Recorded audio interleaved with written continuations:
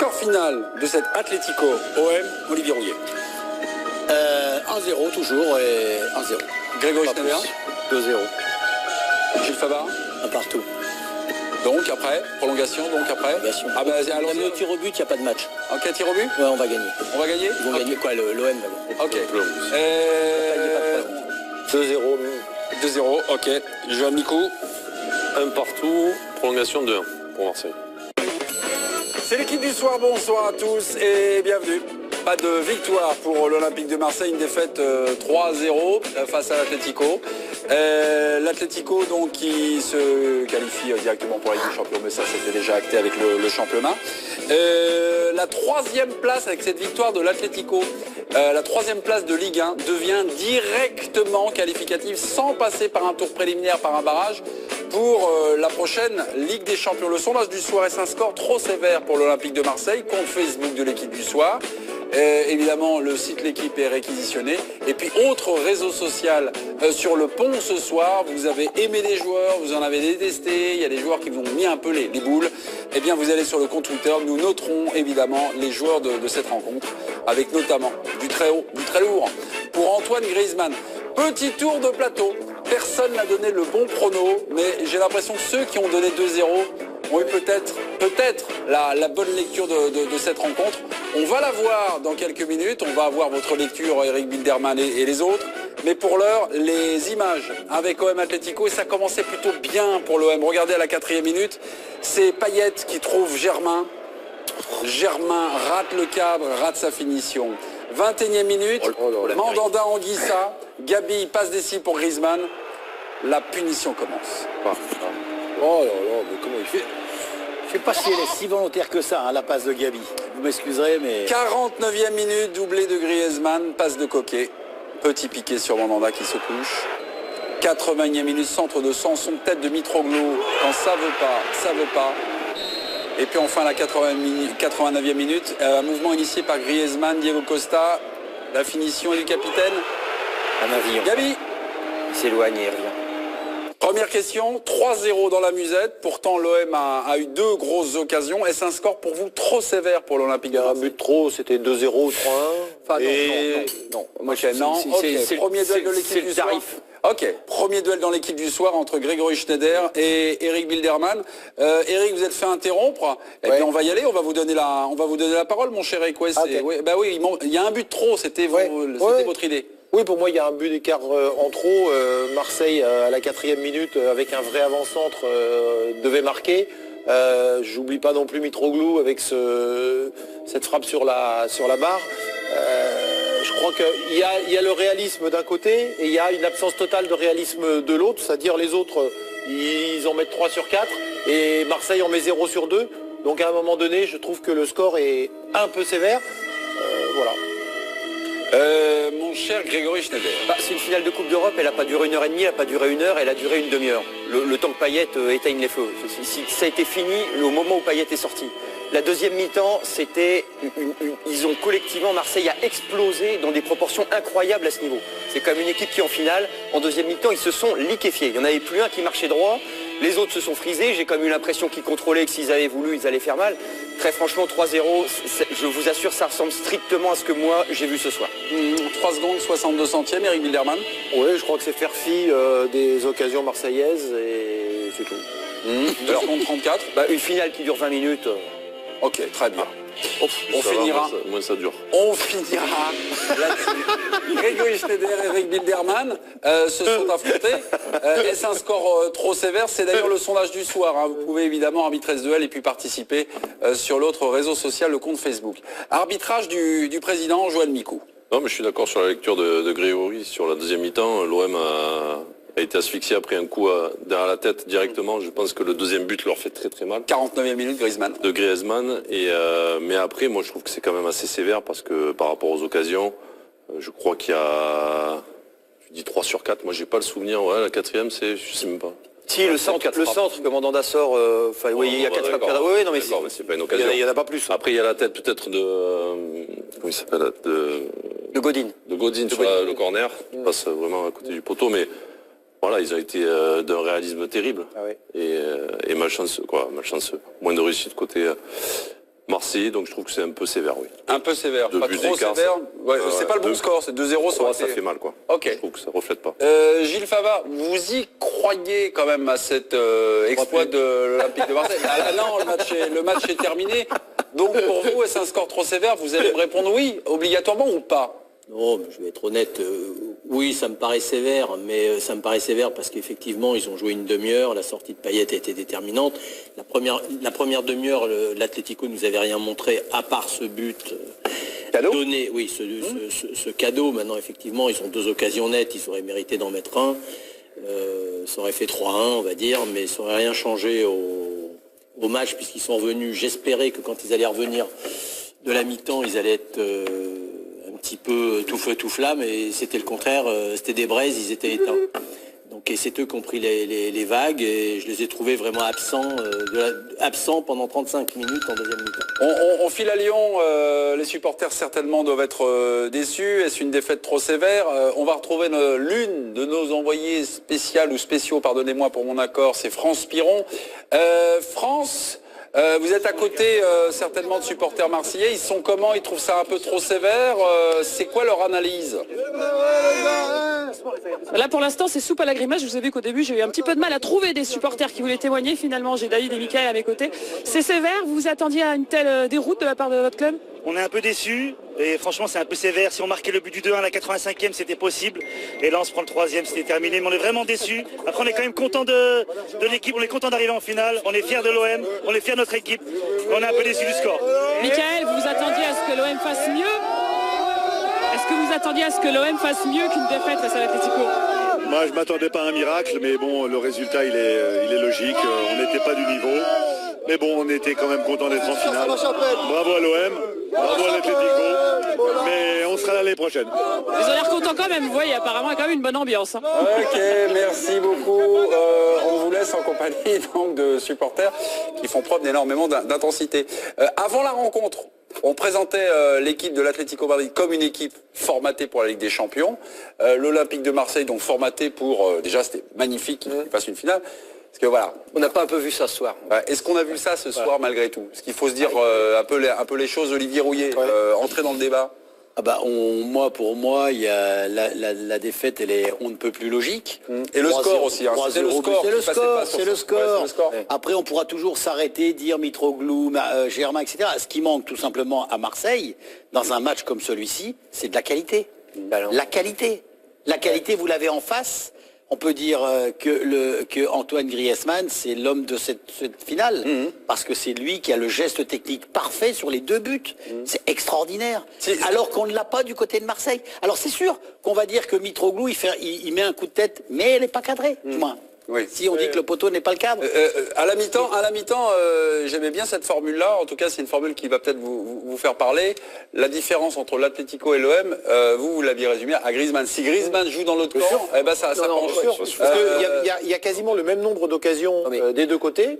Et c'est systématiquement cadré, et c'est non pas uniquement cadré, c'est on trompe le gardien. C'est-à-dire des tirs cadrés où le gardien peut briller, mais là, systématiquement, Mandanda, les 2 fois sur Griezmann, il se couche avant le tir de Griezmann. Alors, est-ce que c'est Mandanda qui est pas bon sur le coup, est-ce que c'est Griezmann qui donne des mauvaises indications? Si ce soir, on n'a pas vu une différence collective à Marseille et à Madrid, on n'a pas vu le même match. Si vous n'avez pas vu une puissance collective différente dans un camp ou dans l'autre, moi j'ai pas vu le même match que vous. Pardon, mais est-ce qu'il y a... On parle de réalisme de but. On parle pas d'expression collective. Si tu as 3 occasions... Non mais vous me dites que la différence c'est juste Griezmann. Bah non, c'est pas juste Griezmann la différence, c'est pas vrai. Je dis je peux pas, moi je sais pas ce que j'ai vu. Mais tu mets Griezmann de l'autre côté, les 2 occasions que l'OM a, qui sont des énormes occasions, si c'est Griezmann, il les met certainement au fond. Mais bien sûr que si. La première seulement.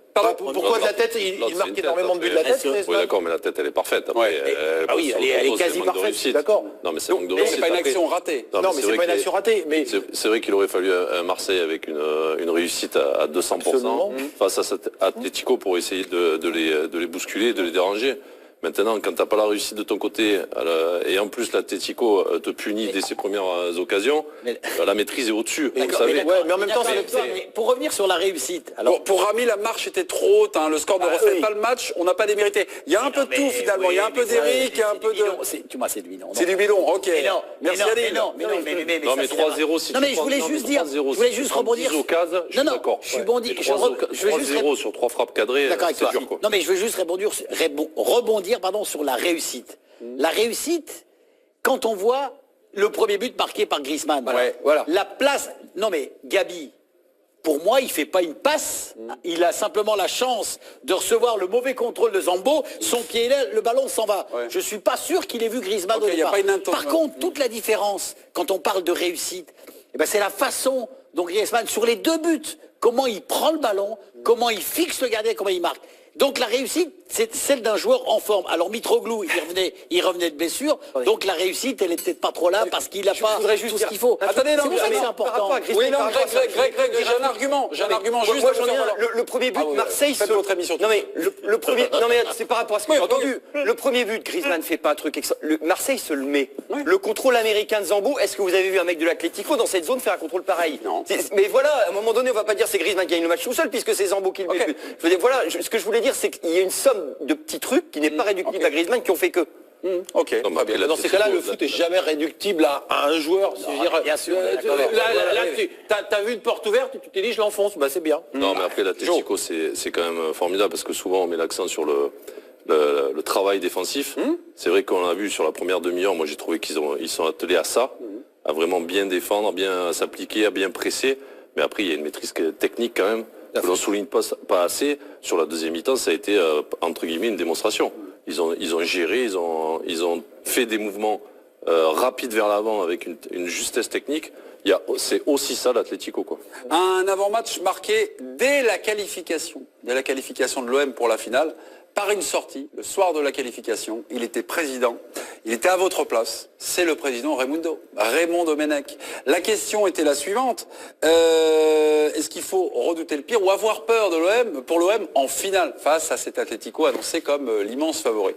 Écoutez la réponse, sans aucune provocation, bien évidemment, de Raymond.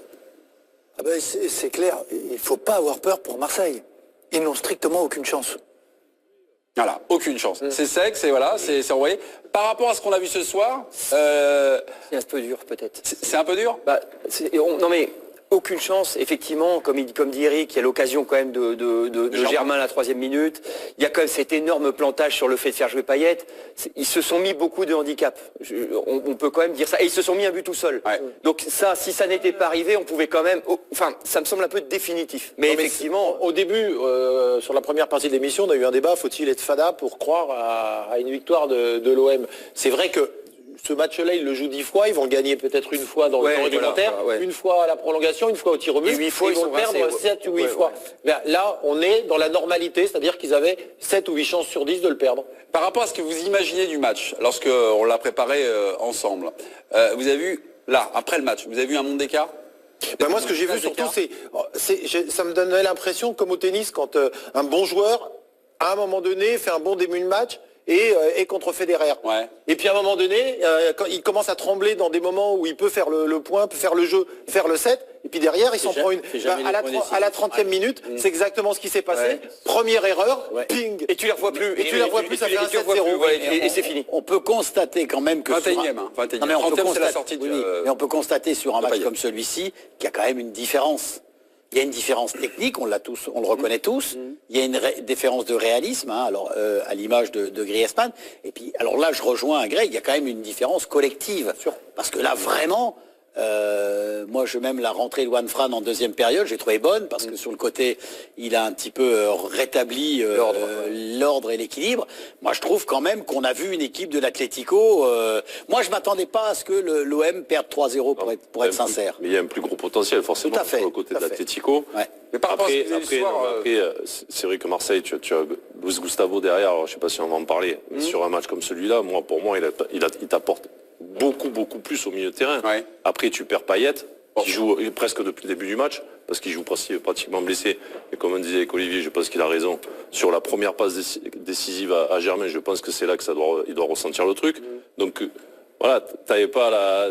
Déjà à 100%, ça aurait été compliqué. Là, il y a deux situations avec Gustavo et Payet que tu perds de suite qui font que ça devient vraiment très compliqué, quoi. Quand on voit un match comme ça, si on est le président McCourt, on se dit, voilà où je dois travailler. Je dois travailler dans la qualité technique de mon effectif. C'est-à-dire qu'il me faut impérativement quelqu'un dans cette équipe capable de marquer des buts. C'est-à-dire qu'il me faut un joueur, je sais pas, pourquoi pas, comment... L'année dernière, ils avaient Gomis, ils l'ont pas gardé. Ouais, Gomis, Oui, non, mais voilà. On en parlera à un moment. Le nom de Gomis va revenir. Mais Olivier, on va rentrer dans les détails. Tu as 2 leaders techniques pour abonder dans le sens de Johan. Tu as 2 leaders techniques à l'OM, c'est Gustavo et Payet. Du moment que tu rayes déjà Gustavo en le mettant où tu le mets dans sa position, Payet sort à la 30e. Mais moi, la différence, parce que moi, on va pas me gonfler longtemps avec l'Atlético, les ligues, les Champions League et tout ça. Vous n'allez pas me gonfler avec ça. Hein. Non. Ça, on va arrêter. Non, ça, on va vite arrêter. La différence du football français. Ils ont fait juste 2 fois la finale de la Ligue des Champions. Et je m'en fous. Bah ouais, tu t'en fous. Tu t'intéresses pas aux faits. T'as décidé de te en 2001, ils étaient en 2e division. T'en parlais. Et quel est le problème? Je te le dis. C'est pas des 40 dernières années. Des 40 dernières années, c'est pas un grand club. Mais tu fais de la télé en 2018 et tu vas me parler de l'Atlético. Et toi, tu vas me parler de quand? Il y a 10 ans. Eh ben, c'est pareil. Alors arrête un peu. La preuve, la Ligue des Champions, ils ont fait quoi cette année? Ils ont fait quoi? Ils ont sauté. Ils ont sauté. Mes amis, la défaite de l'OM est en train de désunir ce plateau. Je propose un peu de ciment, un peu d'amour. France Piron. Les dernières années, c'est la 3e qui gagne. 2010. 2012 et donc la 3e Ligue Europa en 8 ans. On me dit France Piron est avec des supporters marseillais, c'est ça? France, vous avez la main? Oui, ils sont moins énervés que vous en plateau, les supporters en tout cas. Anthony et Quentin sont à mes côtés. Est-ce que vous avez l'impression que l'OM a pris de fessée ce soir? Non, ils se sont bien battus, il n'a pas manqué grand-chose. Une petite occasion d'entrée qui ne va pas au fond, et puis une erreur de la défense marseillaise. Un poteau, voilà, à la fin, mais on n'a pas été loin. Et je pense que ça sera à partir au remise. On est super déçus du côté de l'OM, ou alors Quentin, vous pensez que c'est déjà bien d'être arrivé en finale et c'est déjà un super résultat? C'est exceptionnel, ils m'ont fait rêver toute la saison. Et c'est pas fini. On a rendez-vous ce week-end là pour se qualifier des champions de ce Donc on se contente d'une place en finale, d'une place de finaliste pour l'OM. On est content, on est ravis, on s'entendait pas être là ce soir. C'est la folie. On est ravis et 3-0 c'est significatif parce que je pense que si je joue pas grand chose ce soir. Je me coupe les couilles. Un détail, Griezmann, je pense qu'il a marqué contre son gré. Et il est Marseillais. Peut-être qu'il va signer chez nous. Il avait l'air content quand même de marquer. C'est normal. Bon, ils sont contents quand même, vous voyez. Suite du karaoké, votre prochaine intervention. Gilles, sur le niveau technique de l'Olympique de Marseille, on est en train d'écouter France. C'est pas le niveau technique de Marseille, c'est le niveau technique du championnat de France. Sorti le Paris Saint-Germain. C'est tout. Ou Monaco l'année dernière. La formation française, je sais pas, on a des gens à la formation française, ils nous font des pronostics, ils nous expliquent qu'on n'a pas une chance de gagner des matchs, de machin, des trucs. Pendant des années, qu'est-ce qu'ils nous ont fait? Qui nous mettent des techniciens, c'est tout. Faire de la compétition, de la championite des mômes de 15-16 ans et nous mettre des mecs qui font 1m80 et qui courent vite, qui frappent fort et qui frappent loin, ils ont qu'à nous mettre des joueurs de foot. Ça me fait mal au cœur. Pas toujours vite. Hein. En plus, il a dit Olivier. Ça me fait mal au cœur. Puisque vous me dites que les Espagnols, ils sont au-dessus, les Espagnols, les Iniesta, les compagnies ou les joueurs qu'on a vus, ils font pas 1m90, ils font pas 100 kilos, mais ils savent jouer au foot. Ça me fait mal au cœur. L'Atlético qui a un niveau de Ligue des Champions. Voilà. Ça me fait mal au cœur, on a fait un très beau parcours. Le niveau de belle saison, on aurait aimé être récompensé. Ce qu'il dit là. Florian Thauvin, oui, vous lisez mon Florian Thauvin. Non mais on sentait que c'était quand même la belle histoire. Marseille, c'est-à-dire qu'il se passait un truc entre les mecs. Thauvin s'est même fendu d'une déclaration envers son ami Payet dans l'équipe qui avait l'air relativement sinon sincère, du moins c'était le même Payet lui a laissé l'exécution d'un penalty. Enfin, on sentait qu'il s'était passé quelque chose de puissant entre les joueurs en fait, qui est un truc un peu de vestiaire. Et ça m'a fait penser à ça quand Payet est sorti, parce que ce coup Payet est sorti, c'est tout en larmes. Mais ouais, non, mais qu'il sorte en larmes, bon, lui ça le regarde, mais c'est surtout que tous les joueurs sont allés le voir. On a même cru qu'il allait voir Mandanda, que Mandanda est tombé dans les bras. Enfin, ils lui ont fait des adieux sur le terrain. terrain. Seul coup, je me suis dit, mais ça veut dire quoi? Enfin, c'est quand même une finale de Coupe d'Europe, t'es quand même pas là pour lui donner un mouchoir. Mais en fait, c'est un truc qu'ils ont vécu entre eux. Là, on a l'impression. La finale s'est arrêtée là. Voilà. Quand ils ont dit tous au revoir. Quand ils ont dit tous au revoir. Mais en fait, c'est parce que c'était une histoire un peu entre eux, on a l'impression. Et le Payet partant, on a l'impression que ça a cassé ça et que c'est comme une tente dont on aura enlevé les piquets. C'est-à-dire qu'après, il y a pas. Sauf que ce qui est embêtant, c'est qu'effectivement, je vous rejoins, mais moi, ce qui me tue encore, c'est qu'il n'y a pas, d'autres joueurs capables de reprendre les choses en main. C'est monstrueux dans une finale. Et c'est ce qu'on a vu. Hein. Non, mais c'est ça qui est monstrueux. Pierre Niguet, qui est dans la zone d'interview, va certainement interviewer les héros malheureux de cette finale, les Marseillais. Pierre, bonsoir, on était dans le débrief vraiment factuel de cette rencontre. Est-ce un score trop sévère pour l'OM? Pas forcément d'accord avec Eric qui pense qu'il y a peut-être un but en trop, c'est aussi le sentiment de Johan. Un score, on va dire, un peu logique pour Grégory Schneider. Votre match vu du stade, qu'avez-vous vu? Peut-être qu'on a moins vu ou moins aperçu à la télé.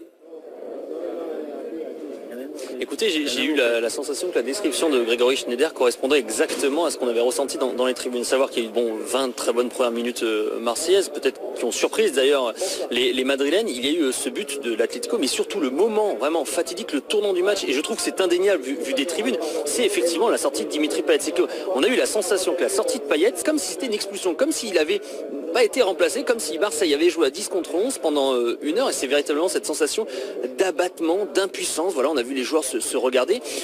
Le score finalement il reflète quand même que la seconde période marseillaise a été mauvaise. Ils avaient un coup sur la tête très franchement, mais moi je ne pense pas que ce soit un problème physique puisque les 20 premières minutes ont été bonnes, mais mentalement cette sortie de Payet a cassé quelque chose dans l'équipe, c'est indéniable. Et les leaders sur le terrain, l'image de Luis Gustavo par exemple, d'Adil Rami, de Steve Mandanda, n'ont pas réussi à faire relever les joueurs. La fin de match a été criante. Voilà, on a vu Rolando essayer d'aider un petit peu Bounassar, on a vu une longue accolade entre Diego Simeone et Rudy Garcia, mais encore une fois, et peut-être qu'on aura les explications des joueurs, je l'espère, sur cet aspect mental de la sortie de Dimitri Payet qui a complètement changé la physionomie de cette finale de Coupe d'Europe. Ça sera très certainement la discussion que vous aurez dans quelques minutes avec les joueurs de l'Olympique de Marseille.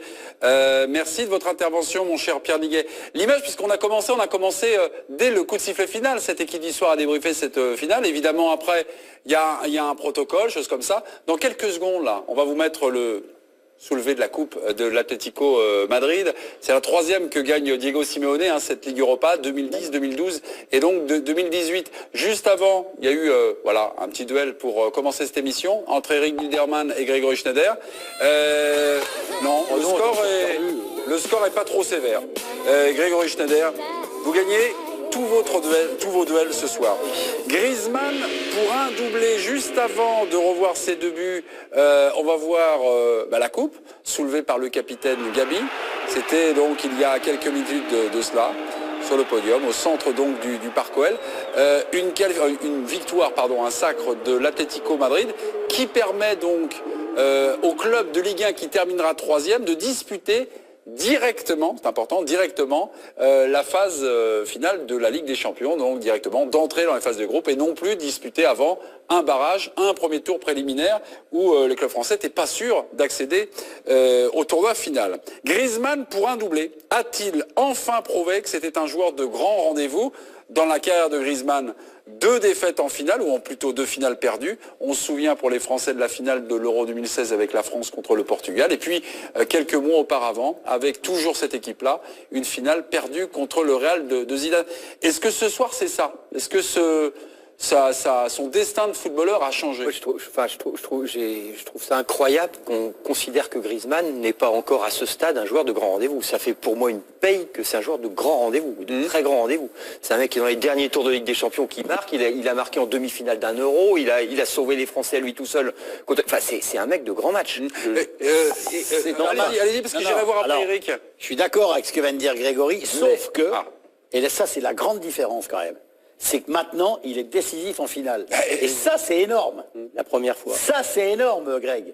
Ça, c'est vrai, ça prouve d'une différence. Parce que moi, je revois, et on reverra certainement encore ces 2 buts, moi, ce que j'apprécie quand même, et c'est là où je pense qu'il prend vraiment de l'importance, et j'en suis content pour la Coupe du Monde qui va arriver, c'est cette tranquillité, cette force, ce sang-froid, et cette qualité technique pour marquer ces 2 buts. Et en plus, moi je pense que vous serez d'accord avec moi, il a un rayonnement dans le match. Il a un rayonnement sur ses coéquipiers. Ah bah on va aller voir Pierre, parce que Pierre a quelque chose à dire là-dessus. Pierre, vous vu du stade, parce qu'on parle à l'oreillette, l'influence de Griezmann sur cette finale, sur ses partenaires, vous pouvez nous en parler? Oui, c'est amusant, j'ai fait souvent, vous le savez, les conférences de presse en équipe de France de Griezmann qui rejette toujours, d'ailleurs en faisant un petit peu la tête maintenant, le rôle de leader, il ne veut pas avoir cette importance. Mais franchement là ce soir, bon, il y a eu les 2 buts, vous allez évidemment analyser sa performance sportive, mais j'avais encore jamais vu un match de l'Atlético dans un stade. L'intensité qu'il met, l'attitude qu'il a, le rôle de leader qu'il a auprès de ses coéquipiers. Par exemple, après le 2e but, lorsque Marseille va engager, va donner le coup de reprendre le ballon, la façon dont il expliquer à ses joueurs comment se replacer, la façon, la grinta qu'il donnait, voilà, il est véritablement très important dans cette équipe. On l'a vu lorsqu'il a été remplacé dans les dernières secondes, remplacé par Fernando Torres. Tous les joueurs du banc se sont levés pour le saluer, pour l'embrasser. Donc il y a cette qualité technique, cette affluence qu'il a dans le jeu, mais également aussi dans le moral et dans l'attitude et l'état d'esprit de l'Atlético. C'était flagrant ce soir vu du stade. Pierre, juste avant, je vais vous donner la parole, Johan Micou. Si Antoine Griezmann se balade dans les zones d'interview, j'aimerais que vous lui posiez la question suivante. Est-ce que vous considérez comme un leader du côté de l'Atlético? On va voir sa réaction. Mission que je vous confie, ok?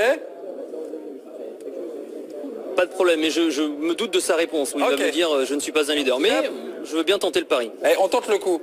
Johan, pardonnez-moi, je vous ai coupé l'herbe sous le pied. Qu'est-ce que vous voulez nous dire? Non, mais quand vous lui posez cette question, il répond non. Mais après, on sait très bien... Quand on regarde des matchs, que c'est un leader technique de toutes les équipes dans lesquelles il a joué. Ouais. Quand il était à la Sociedad, à la Real Sociedad, quand il est en équipe de France, il ne va pas me dire que c'était pas le leader de l'Euro.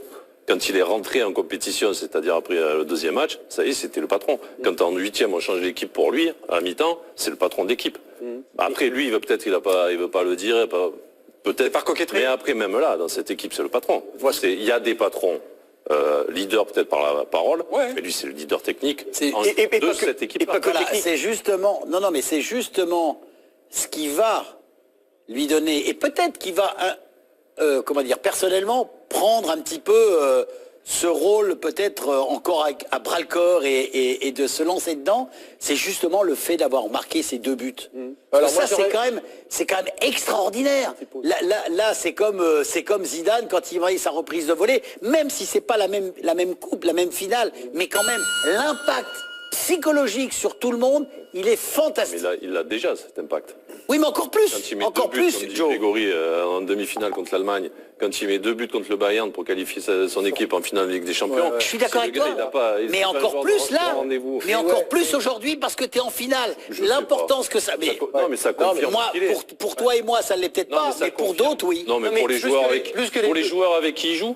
Mais ça confirme ce qu'il est. Oui, justement, tu l'as dit, ça confirme ce qu'il est. Oui, mais encore plus. S'il gagne ce soir, il marque pas, je suis pas sûr qu'il le verrait différemment. Pas sûr, Olivier, Johan, on a quelqu'un qui connaît bien, pour l'avoir interviewé à de nombreuses reprises, c'est Eric Bilderman dans l'équipe MAG. Vous vouliez intervenir pour dire quoi? Parce que moi j'ai une autre question. Donc je vais d'abord vous laisser la main. Moi j'ai pas la sensation que ce soit ces 2 buts pour lui qui vont débloquer quelque chose. Ça amène dans le regard du monde extérieur effectivement un semblant de réponse, mais cette réponse il l'a déjà en lui. Je pense que pour lui ce soir ce qui est important, c'est que c'est son premier titre. C'est son premier vrai titre, c'est la première fois qu'il va au bout de quelque chose et qui soulève un trophée. Européen, bien entendu. Mais en étant l'acteur principal, même au niveau national, il n'a rien gagné. Non, il n'a rien gagné. En étant l'acteur principal, il n'a rien gagné. C'est le premier titre de sa carrière. Il n'a rien gagné. Donc si tu veux, tu es dans une situation où je pense que là, dans sa tête, il se passe quelque chose de bien plus important que ces 2 buts. Mais j'en suis pas sûr, moi. Je suis d'accord avec toi. Non, mais je suis d'accord. Non, mais je suis d'accord avec toi. Et ben moi, je sûr avec toi, mais je pense aussi quand même. C'est l'acteur. Oui, mais il a marqué des buts dans des matchs très importants. Mais il a sauvé l'équipe de France à plusieurs reprises. Non, c'est faux ce que vous dites. Non, je regrette. Mais je regrette. C'est la première fois. Qu'il remporte permet. Mais ça c'est l'impact. Mais on est tous à dire quand Zidane marque une reprise de volée contre les Leverkusen, l'impact que ça a eu. Mais c'est pareil quand il a marqué des buts en finale de la Coupe du Monde, c'est pareil. Là, tu es en finale de Ligue Europa, tu es l'acteur principal de la victoire de ton équipe. Moi, je suis persuadé que ça va lui donner encore plus de force et plus de confiance. et de confiance. Eric, je voulais vous brancher parce que vous l'avez rencontré à de nombreuses reprises. Moi, je me souviens d'une interview où il vous confiait, Antoine Griezmann, qui avait parlé à Karim Benzema en disant maintenant l'important, c'est pas forcément le beau football, c'est les stats. Et puis je crois qu'il y a une autre rencontre également où il voulait absolument gagner les titres parce qu'il avait mal vécu l'échec, le double échec en 2016 en finale Ligue des Champions et en finale de l'Euro. Là, psychologiquement, il y a un truc qui se débloque quand même. Il s'en revient un peu, le mec. Non, mais ce que je dis, il y a un truc... en Ligue des Champions, il n'y aura pas de pénalty. Oui, tu te rends compte, toi, là, pendant le match. Oui, pendant le match. Oui, mais on s'en fout. Mais tu te rends compte, là, comment c'est? Il a réussi après. J'entends bien, mais quand même. Ce qui est important, c'est pas qu'il rate le pénalty. Le plus important, c'est qu'à la fin, ils perdent. Tu peux rater un pénalty parce qu'après, dans la séance de tir au but, ce qui est important, c'est qu'il tutoie à 2 reprises des titres essentiels. La finale de l'Euro et la finale de la Ligue des Champions. Là, il a le titre. Pour moi, c'est bien plus important que les buts. Johan Rio, j'en suis persuadé. D'accord. On fait un petit saut de puce à Marseille. On aura l'occasion de revenir sur Antoine Griezmann, sur ce débat. Johan Rio, êtes-vous là? Alors, je suis en train de regarder. Vous êtes où, mon Johan? Je vous avais laissé du côté du Vélodrome. Vous êtes replié ailleurs? Ah, mais c'est Oui, bah là on est juste à la sortie du Vélodrome. Là on voit encore le long du stade, il y a les pétards, mais là c'est vrai que c'est très calme. Le stade, en tout cas, il n'y a pas eu de violence. Et pour moi, l'image de la soirée, c'est à la 87e, 88e minute. Il y avait encore 2-0, il n'y avait pas eu le 3e but. Et énormément de fumigènes ont été craqués dans la tribune Gannet, parce que voilà, je pense que ces fumigènes auraient été craqués en cas de victoire. Et là ils se sont dit, allez, on a perdu, on a vécu une telle aventure pendant un an. Et donc voilà, ça a été la fête jusqu'au bout pour dire la fête est finie. Mais on craque ces fumigènes, donc il y avait une ambiance exceptionnelle, énormément de lumière, de fumigènes. Et vraiment, la deuxième mi-temps, avec le deuxième but très rapide de Griezmann, c'était un public un petit peu en demi-teinte, forcément. On a vu des gens pleurer, on a vu des gens vraiment les larmes aux yeux, qui étaient tristes. Et après l'espoir, évidemment, la tête de Mitroglou sur le poteau. Et là, je pense quand même il y a un fumigène qui a été craqué, parce que je pense que le gars, il a même pas vu la fin de l'action, il pensait qu'il y avait but. Donc ça a été vraiment, c'était fascinant de regarder tous ces visages, parce qu'on voyait du désespoir à l'espoir, on y croit encore et finalement on n'y croit plus. En tout cas, sacrée soirée au Vélodrome avec 22 000 supporters ici. Johan, je vous embrasse. Hop, à Lyon, Jacques-Henri Hérault, le président de l'OM, on y va. Équipe qui s'est exploité la moindre erreur, il y en a eu. Et pourtant, on a eu aussi des occasions, mais je crois que voilà, bravo à l'Atlético Madrid. Ce sont des grands champions, une très belle équipe. Et nous, ça nous donne envie de continuer, d'aller plus loin encore, et on reviendra plus fort la saison prochaine. Est-ce que vous avez la sensation que la sortie de Dimitri Payet a été un énorme tournant émotionnel et mental pour votre équipe? C'est toujours facile de refaire l'histoire à la fin du match, mais c'est sûr que je pense que c'est une sortie qui a eu un impact. Je suis triste pour Dimitri parce qu'il nous a tellement porté ces derniers mois. Il a hissé son niveau de jeu à un niveau vraiment exceptionnel et malheureusement il peut être déçu. Il l'était beaucoup, j'ai eu de la peine pour lui, mais c'est un immense champion et on va compter sur lui la saison prochaine. Je crois très fier. Comment ne peut-on pas être fier de ce qu'ont fait ces garçons? C'est une campagne qui a démarré le fin juillet à Ostende en Belgique. C'était notre 60e match. Ils ont à chaque fois montré énormément de cœur. Ils ont été vaillants, ils ont été guerriers. Je crois qu'ils ont fait honneur à ce maillot. C'est peut-être ce qu'on attendait d'eux et voilà, moi je leur tire un coup de chapeau parce que ils ont été grands pendant toute cette séquence. Voilà, c'était Jacques-Henri Hérault, qui prend la tendance. Tiens, sur cette dernière sortie, finalement, ils ont perdu, ils sont tombés contre plus fort qu'eux. Sur l'image donnée par l'Olympique de Marseille cette saison, c'est bien, c'est un bon truc pour le Champions Project. C'est bien. Honneur au maillot, je crois, honneur aux couleurs. Non mais c'est bien pour le club. Ça a réveillé une ville qui attendait que ça. Je dirais même que ça a réveillé un peu plus qu'une ville, parce que globalement, on peut dire que le foot français s'est enthousiasmé pour cette histoire. Et puis, au-delà de ça, ils sont jusqu'à la dernière journée en lutte pour la Ligue des Champions. C'est-à-dire qu'on a créé derrière le Paris Saint-Germain un Big Three avec Monaco, Lyon et Marseille. Et dans le projet, quelque part, de McCourt, c'est pas...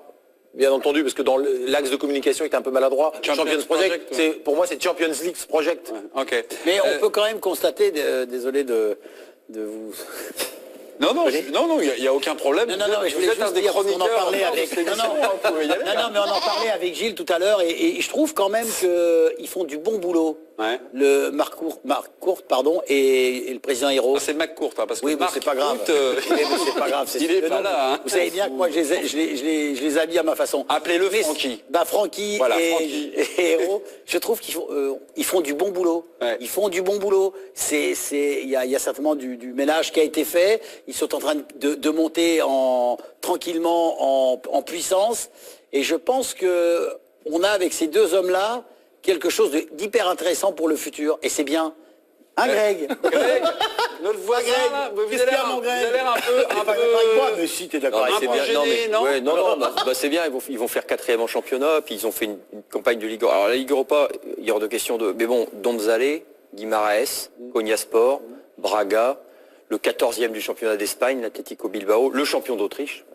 L'Athletic Bilbao. C'est pas bien de faire ça. Non mais c'est pas bien. Moi je suis pas d'accord du tout avec ça. Parce que dès que les clubs français perdent en Ligue Europa contre des clubs moyens, on les critique. Non, mais c'est pas bien de faire ça. Et quand les mecs les battent et qu'ils arrivent en finale, on va encore se moquer d'eux. Moi je suis pas du tout d'accord avec cette analyse-là. C'est pas ce que je veux dire. Ah ben non, mais tu l'as dit quand même. Non. Parce qu'on m'a pas laissé terminer. Alors j'ai quand même essayé de terminer. Rattrape-toi bien par contre. Il y a beaucoup de clubs. Attention au prochain mot que tu vas sortir. Ce que je veux dire, c'est qu'évidemment, ils l'ont joué loyalement, ils se sont donnés, ils sont allés au bout de leurs possibilités. On a même eu l'impression que certains joueurs étaient en sur-régime, ce qui est tout à leur honneur, parce que ça veut dire qu'ils ont donné tout ce qu'ils avaient à donner. Mais la réalité, l'image est un peu en décalage avec la réalité. Parce que tout le monde avait envie d'y croire, c'est un club qui a une côte d'amour, on était là, il y a eu des taux d'audience, mais la réalité... Hélas, ça risque de les rattraper. L'année prochaine, il risque de ne pas y avoir de Ligue des Champions. Pour eux, c'est un échec. Vous pouvez me raconter ça comme vous voulez, c'est un échec. S'ils sont 4e en championnat, c'est un échec. Donc après, un échec avec Monaco. Bon, mais un échec avec Monaco, Lyon et eux qui arrivent. Donc c'est un échec. Tu peux pas. Mais oui, tu peux. Avec Monaco et Lyon, Monaco qui est champion et Lyon qui est là depuis plusieurs années. Alors, quand tu dis que c'est un échec parce qu'ils vont terminer 4e. Ouais. Donc non, mais tu veux finir, mais tu laisses pas finir les autres. Si ils n'avaient pas été à la fin de la Ligue Europa, est-ce que la 3e place française aurait été automatiquement en Ligue des Champions? Non, mais tu avais un tour préliminaire. Mais plus simple a priori. Non, mais tu as répondu, c'est non. C'est-à-dire grâce à eux, Lyon, s'ils finissent 3e, ou eux, s'ils finissent 3e, seront en Ligue des Champions directement l'année prochaine. Donc leur parcours est noble. Parce que pour le football français, il est noble. Pour le football français, il est noble leur parcours. Non, c'est vrai. Donc c'est pour ça que je te dis, et quand Olivier disait ça, souviens-toi où est l'OM quand Bielsa se barre avec la brune et le bordel qu'il y a eu avant qu'ils achètent. Souviens-toi où il est l'OM à cette époque-là. Et regarde où il est là, à la fin de cette saison-là. Donc tu ne peux pas dire qu'ils ne progressent pas, qu'ils n'ont pas réglé des problèmes, qu'ils ne se sont pas mis sur des rails et qu'ils essayent d'avancer. Voilà ce qu'on veut dire. Grégory Schneider, je vous ai bien écouté, je vais relancer. Ce soir, le concept, c'est pas l'équipe du soir, hein. Vous l'avez bien compris, c'est tous contre Grégory.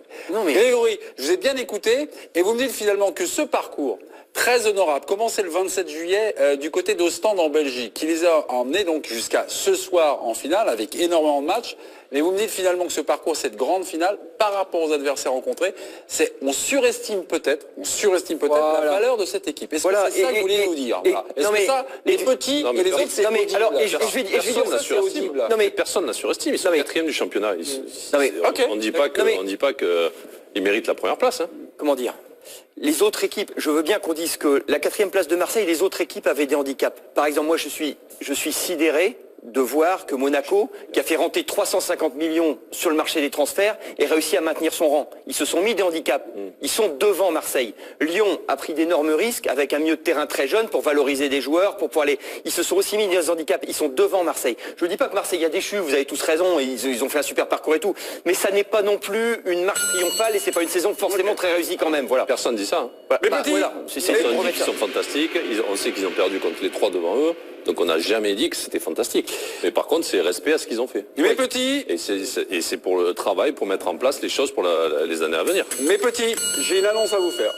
Je vous annonce que là, là, les audiences vont exploser, puisque nous, tous nos concurrents ont fermé. On est ouvert jusqu'à minuit 30, les petits.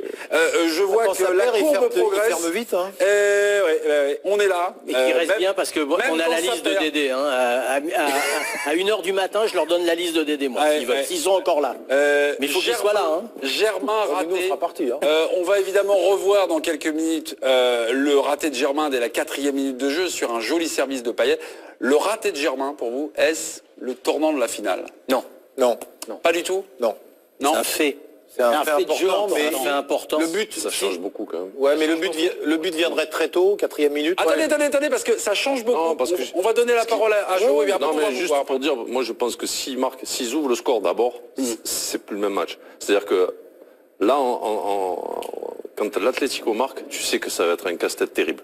Par contre, si tu mènes, l'Atlético va continuer à jouer, essayer de pousser, mais ça te permettrait, toi, au bout de 10 minutes de jeu, d'avoir peut-être les jambes aussi pour aller les perturber. Ce qu'on disait dans la transition, le jeu de transition, et je pense qu'avec Ocampos, Thauvin, c'est des joueurs qui sont capables de partir très très vite vers l'avant. Donc je pense que ça aurait pu changer quelque chose. Maintenant, je ne peux pas te dire s'ils marquent à la 4e qu'ils allaient gagner sans problème. Mais je pense que ça aurait été plus le dur. sport, c'est une science molle. Ce que je trouve totalement incompréhensible, c'est que le ballon, moi je croyais qu'il était passé à ça du but, mais il est passé à 3 mètres. Ouais. Et là, il a complètement raté. Alors, c'est où Payet se blesse simple. Je sais pas. C'est où Payet se blesse. Oui, mais c'est là où sur la passe de Payet. Sur la passe, tu le vois parce qu'il fait comme ça. Je pense que c'est là où ça lâche derrière. Là, il est vraiment décontracté dans son port de tête. Ceci étant, c'est un geste technique de la part de Valère. Sur l'image, tu sens qu'il cherche le premier poteau en l'air. Oui, je sais pas si il la rate complètement.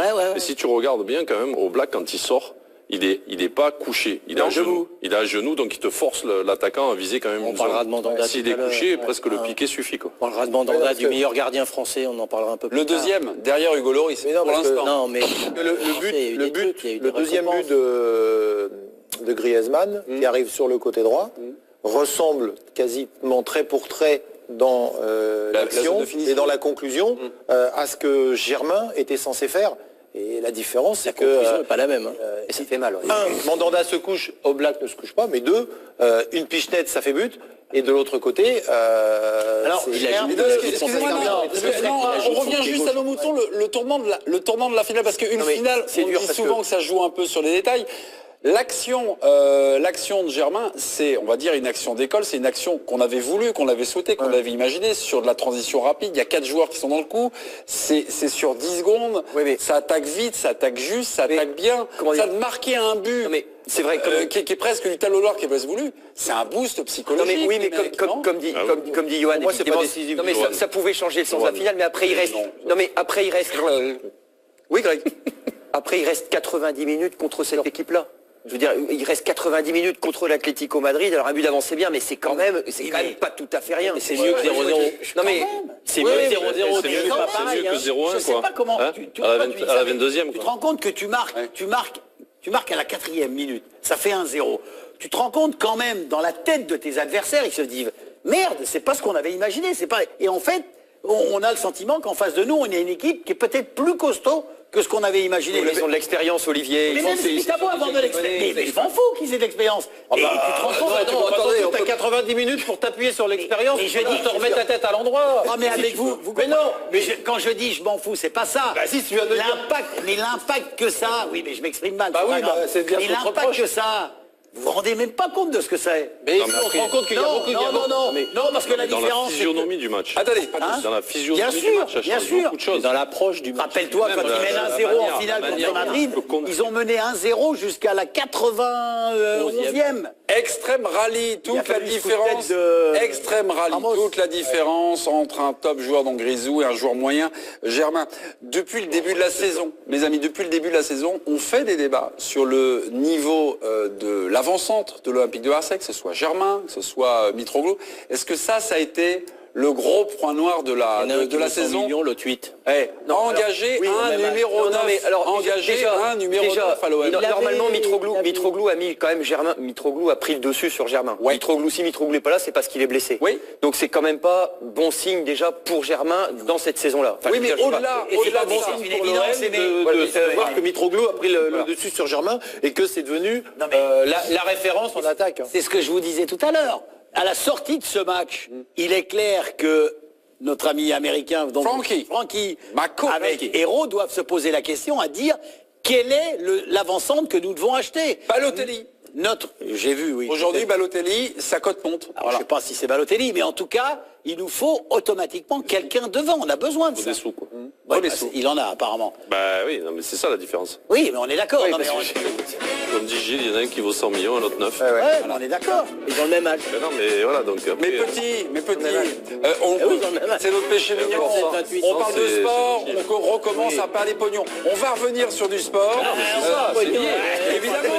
C'est du professionnalisme. On va revenir sur le sport avec un constat amiable. Sans pognon, on joue le dimanche matin. Avec un constat amiable. Mandanda contre Zambo Anguissa, le premier but de Griezmann. Est-ce vraiment du 50-50? On écoutera la lecture d'Éric Bilderman qui pense, lui, que c'est du 50-50. On lui donnera, mes petits, 1 minute pour vous convaincre. Allez, à tout de suite.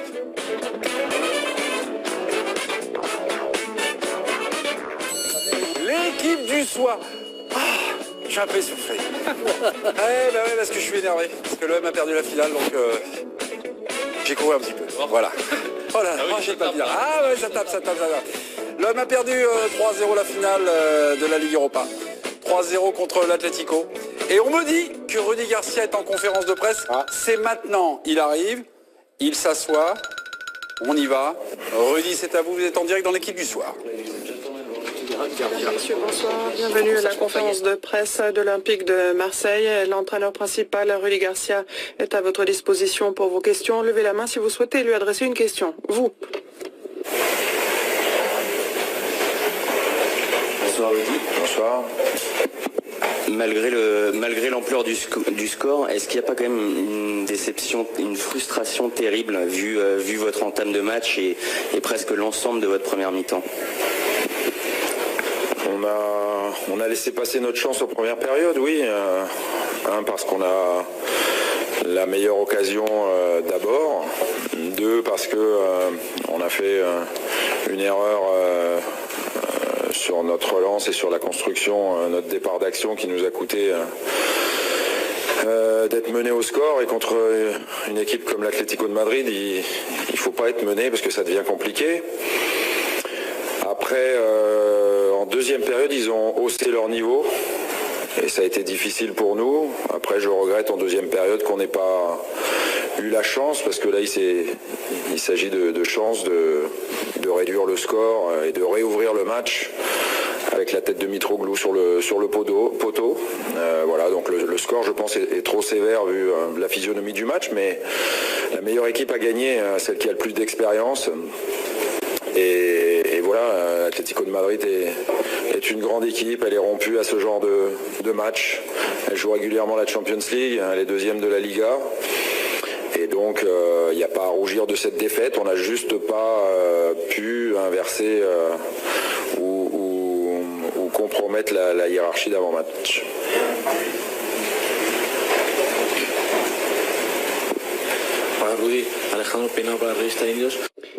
Bonjour, je voulais vous poser une question concernant le changement de Payet. Était-il risqué de le faire entrer tout de suite? Réponse. 3-4 joueurs qui sont blessés, dont on n'est pas sûr qu'ils soient à 100%. Donc il faut faire des choix au départ du match, comme celui de mettre Dimitri, qui est l'un de nos meilleurs joueurs, et celui de mettre Bounassar, qui est quand même sorti le dernier match de championnat il y a 5 jours.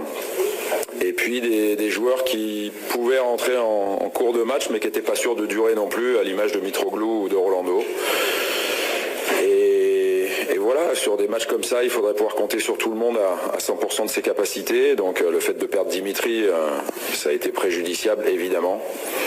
Après, il était prévu de faire autrement comme changement si jamais on n'était pas mené, mais comme on était mené, je pense que c'était logique de rentrer un joueur offensif comme Max Lopez. Là, ensuite, les 2 autres entrants ont été des entrants offensifs. Malgré ça, on n'a pas réussi à mettre un but à Atlético, qui est une équipe qui défend à merveille.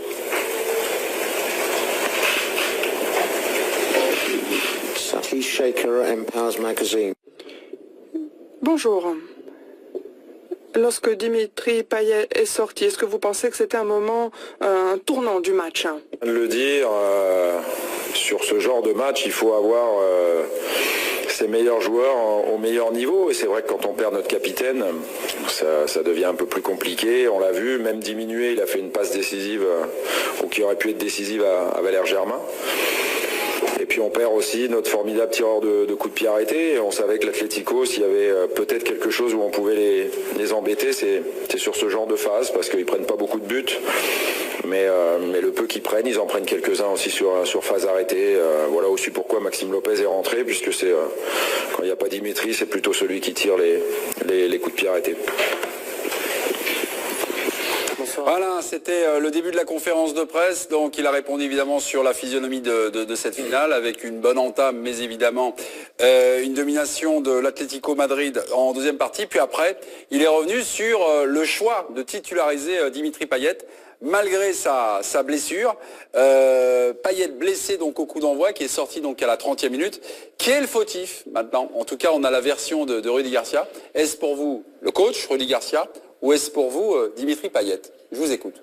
Bon, pour moi, c'est les deux. Je ne pourrais pas mettre la responsabilité du joueur, c'est-à-dire... Ah bah attendez, est-ce qu'il y en a un qui cible plutôt plus le joueur ou plus Garcia? Voilà, sur votre lecture. Hein. Plutôt la question, c'est le joueur qui sait. Enfin, c'est le joueur qui est le plus proche de savoir. Pour moi, après, je comprendrais très bien qu'on dise l'inverse.